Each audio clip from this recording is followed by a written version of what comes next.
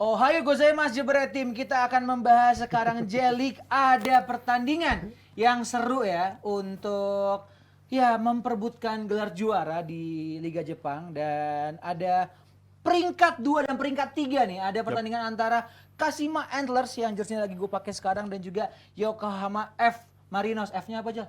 Waduh, Yokohama Marinos tuh namanya. Perlu gue jawab nggak? Juara Apa? bertahan. Perlu gue jawab nggak? Perlu, Mas, apa? Oh, karena mereka merger. Dulu Yokohama Marinos dengan Yokohama FC. Oke. Yokohama Flugel. Oh, tapi FC ada, FC ada soalnya. Yokohama Flugel. Mereka merger Punya Roman satu Flugel kota. tadi itu. Akhirnya mereka gabung Yokohama F-nya Flugel Marinos. Oke. Gitu. Nah ini kan Yokohama selisih 1 poin aja ya sama Vissel Kobe yang sekarang jadi pemuncak klasemen dan sekarang akan menghadapi Kashima Antlers yang mungkin ini akan menjadi duel sama tim papan atas dan akan menjadi batu sandungan. Kalau melihat dari satu tim klasik Yokohama Marinos, ini kan mungkin tim klasik dibandingin mungkin eranya Sagan Tosu. Mungkin orang baru tahun belakangan kan Sagan Tosu, terus juga Vissel Kobe juga baru belakangan juga naik di kasta tertinggi sekarang dan ada di papan atas. Lu melihat ini akan menjadi laga yang seru apa gimana, Mas? Sagan Tosu tuh juga keren loh. Yang Torres waktu itu kan? Tim yang belum pernah degradasi juga. Oh ya? Jadi tim yang belum pernah degradasi di J-League tuh ada Kashima Antlers, Hah? Marinos, Sagan Tosu. Sagan Tosu. Tapi Sagan Tosu baru masuk tahun 2012. Itu yang Torres itu Nah, kan. sementara mereka ini dua tim yang kita akan ngomongin ini sama sekali belum pernah turun degradasi. Ya. Artinya secara histori emang tim ini luar biasa. Lalu kita bicara gelar juaranya. Kashima Antlers 8 kali juara, sementara Marinos 5 kali juara. Itu suatu bukti lagi bahwa dua tim ini memang pelanggan juara di J-League. Jadi kalau mereka ketemu ya pasti laga yang akan seru ya. Oke. Gitu. Nah ini gue membaca dari website dari sosmednya J-League International, ada 5 alasan kenapa kalian harus menonton laga. Sama lagi antara- ngebukanya itu. Baca deh maksudnya biar kalian baca. Gitu deh. Oke, yang pertama perebutan gelar ya semakin sengit, cuma berjarak 1 poin aja lah. Satu poin, Kalau betul. kita ngelihat dari kedua tim ini, Yokohama F Marinos dan juga Kashima Antlers yang sebenarnya secara kemarin di kompetisi Asia tidak terlalu bagus juga gitu ya. Terus kita juga ngelihat Yokohama Marinos ini kalau untuk partai kandang ya, itu mereka tidak pernah terkalahkan dalam 9 pertandingan. Lo kalau ngelihat dua tim ini, lo ada insight atau mungkin ada yang pengen disampaikan? Oh, jadi baca 5 alasan itu nggak jadi? Nggak jadi. Satu aja dulu. Atau dipretelin jadi biar panjang gitu. Tapi emang agak rumit tuh. Bang. Agak rumit dijelasin. Match ini, dua ini. match ini ya jelas match yang penuh historis dan juga kalau ngomongin peluang juara, mereka masih punya peluang juara sama-sama memiliki Ya. peluang yang sama-sama besar gitu. Walaupun yang paling deket ya si Yokohama Marinos ini dengan Vissel Kobe, tapi ini pertandingan yang sangat krusial karena mereka ini kan juga harus menjaga asa gitu. Karena kalau ngomongin asa juara, Vissel Kobe masih di atas angin banget gitu. Walaupun jaraknya tipis, tapi ini ya liga udah nggak lama lagi, liga kurang lebih 7 pertandingan lagi akan finish segala macam. Menurut gue ini emang udah titik-titik krusial gitu untuk meraih juara. Dan juga kalau untuk Kashima Antlers dan Yokohama Marinos, ini kan Yokohamanya juga datang dengan status juara bertahan gitu. Yes. Nah ini yang gue maksud gitu, dari 1 sampai 7 tuh sebenarnya relatif masih ada peluang semua Iya. untuk bisa Urawaret juga bersaing. poinnya sama ya. Iya, jadi ini pertandingan yang sangat-sangat menentukan arahnya bakal gimana. Tapi yang jelas yang paling diuntungkan dengan apapun hasil ya jelas si Vissel Kobe-nya itulah. Di antara karena peringkat 2 dan 3-nya ketemu dan otomatis akan ada yang kehilangan poin. Apalagi si Vissel Kobe ini di 5 pertandingan setelahnya ini akan ketemu nih dengan nama-nama seperti Kashima Antlers, dengan si Yokohama Marinos juga masih akan ketemu. Abis itu dengan Gamba Osaka masih ketemu. Jadi gue rasa ini masih ada 7 pertandingan, tapi bulan ini akan menentukan siapa yang juara atau yang bisa menentukan arah juara itu akan ditentukan dari bulan ini. Make or break moment bagi si Vissel Kobe-nya gitu. Dan fenomena pemain asing menjadi fenomena yang selalu menarik dari J-League dan biasanya ada pemain-pemain dari Brazil, terutama dari Brazil yang sering bisa menjadi pemain utama dari tim-tim di J-League. Dan juga ini ada Anderson Lopez. Bener kan ini di Brazil ya? Brazil. Tiba-tiba salah. Soalnya gue ngeliat tuh ada Anderson Lopez punya wujudnya pasti Brazil nih. Soalnya orang Indonesia kan bisa gitu ya. Jackson F. Tiago kan jadi orang Indonesia sekarang. Anderson Lopez menjadi top scorer punya Marinos sekarang. Gimana melihat kiprah dia sejauh ini mas menjadi pemain utama dari Marinos dan juga menjadi top scorer? Apakah dia menjadi pemain yang sulit untuk dimandikan oleh Antlers secara individual atau harus dimandikan secara kolektif gitu? Ya momentum justru gue ngelihat ada di Marinos ya. Karena kan ini di pertemuan pertama mereka menang 2-1. Dan tadi kalau bicara Vissel Kobe walaupun kemarin mereka unggul dari sisi poin, tapi pertandingan terakhir mereka kalah loh lawan Sanfrecce Hiroshima, mereka kalah dengan. Oh yang kemarin terakhir Iya, kita bikin preview itu ya? prediksinya, ternyata mereka kalah dengan skor 2-0. Jadi kan ada kans ketika tim di atas lo itu pemimpin klasmennya Vissel Kobe justru sering kehilangan poin. Sementara kalau kita ngeliat track recordnya dari Kashima juga lagi dalam tren yang cukup bagus, menangan terus Kashima Antlers walaupun di pertandingan pertama mereka kalah. Dan kalau tadi lo bicara pemain-pemainnya ya dari sisi Yokohama jelas tadi Lopez pemuncak mereka. Tapi kalau kita lihat lagi dari sisi Antlers, mereka juga salah satunya striker mereka juga Yuma punya Suzuki ya? Suzuki juga punya gol 17 kalau nggak salah ya. 11. 11 ya. Ya. Lalu kipernya juga berapa kali clean sheet? Paling banyak juga rekor clean sheet-nya kiper mereka. Jadi kalau di atas kertas, gue melihatnya sih Kashima justru bisa punya kesempatan untuk bisa membalikan keadaan melawan Marinos. Cuman posisi di klasmen tadi, di mana peluang lo untuk bisa melewati Vissel Kobe ketika lo bisa memenangi Termotivasi gitu laga ya. ini menjadi motivasi buat Yokohama Marinos. Tadi kan sebenarnya dari lima hal yang mungkin, lo namain apa Jal? Boleh. Tipis aja nih, Mas. Kalau bisa 2 menit lagi ya. Nambahin kalau gue sepakat sih sama Mas Saryo karena kalau ngomongin dari pertandingan-pertandingan sebelumnya khususnya 5 pertandingan terakhir lah yang paling shaky justru si Vissel Kobe ini sebenarnya dari segi hasil ya. Karena dari segi hasil udah mulai kehilangan pundi-pundi poin berharga, mereka ada pertandingan kalah, bahkan sebelumnya pernah seri secara beruntun juga si Vissel Kobe-nya. Tapi yang paling dari 5 pertandingan terakhir shaky-nya si Vissel Kobe tapi yang paling konsisten. At least masih ada hilang poinnya tapi yang mengarah ke tren bagus itu si Kashima Antlers kalau gue bilang. Jadi menurut gue akan membuka jalan baru nih. Mungkin minggu ini ada plot twist segala macam ya, tapi ini akan ditentukan lewat penampilan mereka sendiri. Tapi pemain-pemain dari Yokohama sendiri juga si Brazilian tadi itu juga udah mencetak 17 gol kurang lebih di liga musim ini, dan itu menurut gue pencapaian yang luar biasa banget sih untuk musim pertama ya, bahkan di musim pertama dia dan bisa mencetak gol seperti itu, ini udah pencapaian banget bagi striker si Yokohama Marinos ini. Ya tadi melanjutkan dari yang 5 hal kenapa kalian harus nonton Kashima lawan Yokohama Marinos, sebenarnya udah disebutin semua tadi sama Mardil sama Mas Haryo dari title race ini antara 2 tim papan atas yang ada di 3 besar, kemudian tadi Kashima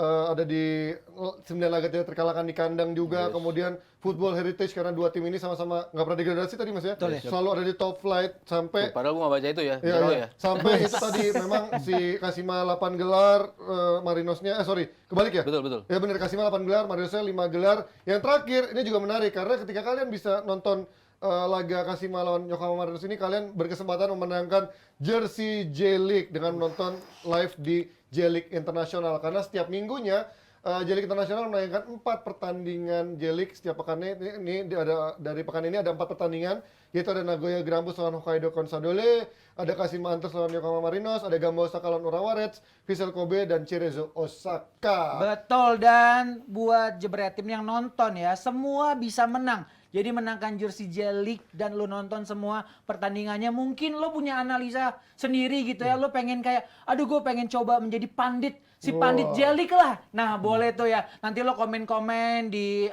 Instagramnya atau postingannya J-League Indonesia. Habis itu lo juga ngasih pendapatnya, lo ramaikan juga, nonton di YouTube-nya. Dan menangin tuh, siap-siap mungkin ya jersey-jersey kayak gini bisa lo dapetin dan bisa bawa pulang gitu sih. Dan yang sekarang kan juga Ini lo dapet juga waktu lo menangin quiz ya? Enggak, ini jersey yang gua pakai waktu ditolak sama Ice Speed ya. Ice Speed. Ya.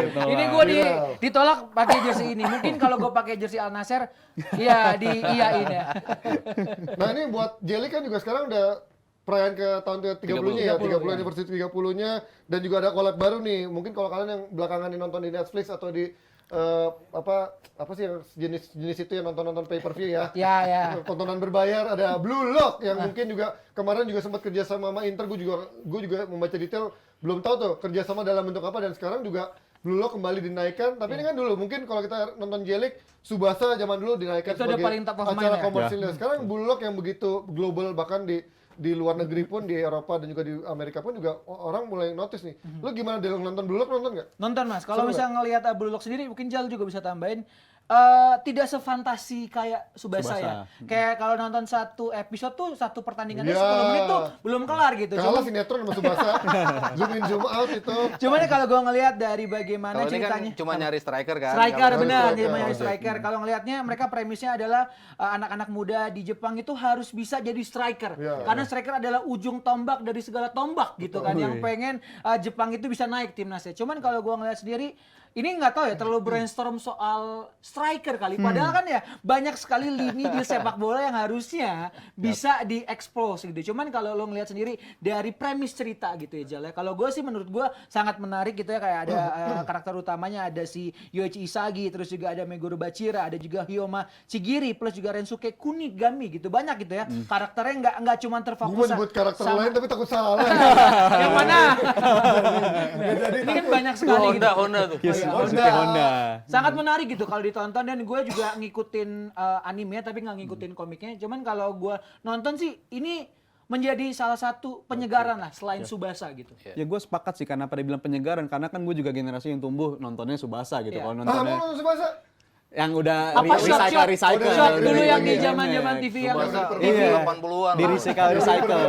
Kan ditayangin terus tuh tiap tahunnya ada, diulang lagi. Jadi menurut gue penyegaran juga gitu, karena dulu kan kita tahu jalan ceritanya kan kayak begitu, tapi gue akhirnya lihat anime bola kayak begini yang menawarkan cerita yang lebih segar gitu. Ceritanya kan menarik banget gitu. Soal project mencari seorang striker, dan itu sangat-sangat relevan. Ribuan orang dikumpulin. Iya, untuk mencari seorang striker, dan itu beruntungnya Jepang juga lagi naik daun juga sepak bola. Jadi menurut gue ini agak apa ya?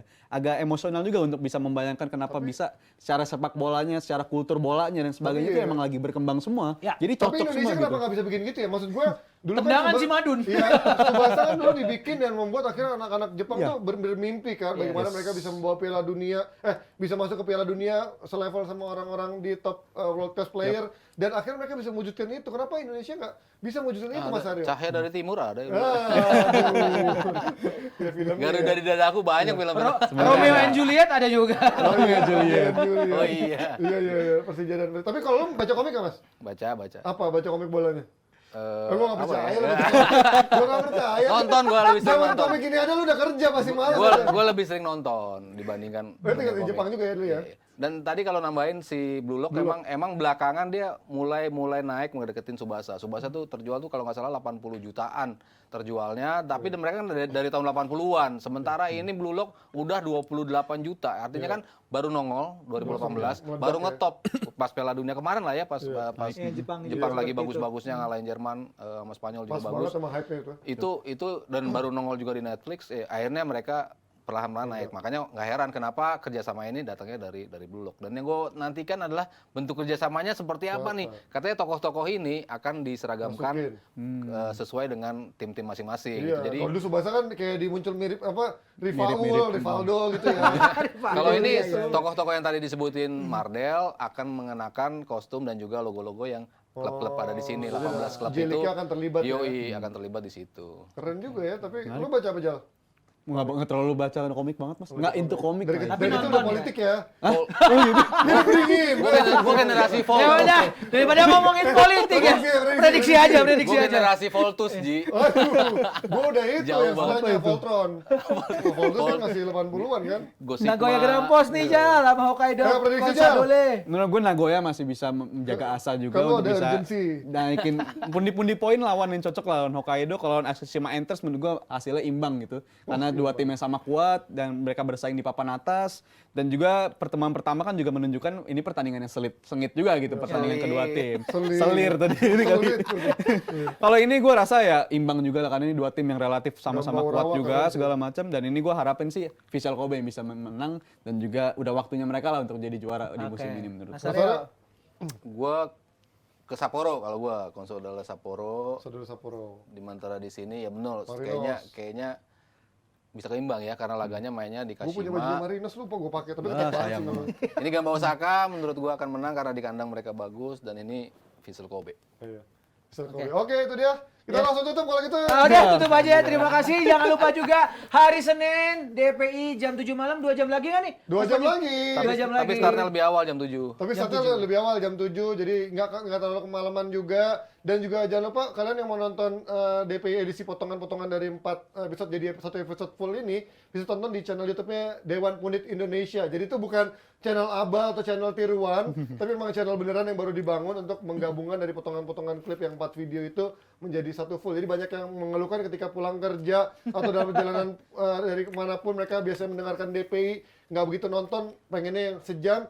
Nah, langsung aja subscribe di channelnya Dewan Bonek Indonesia. Betul sekali, akhir kata Pansur, Marder, Rijal dan juga Mas Aryo pamit. Kita ketemu lagi di next episode DPI. Sampai ketemu, dadah. Thank you Owi, thank you Sarimande, bye-bye.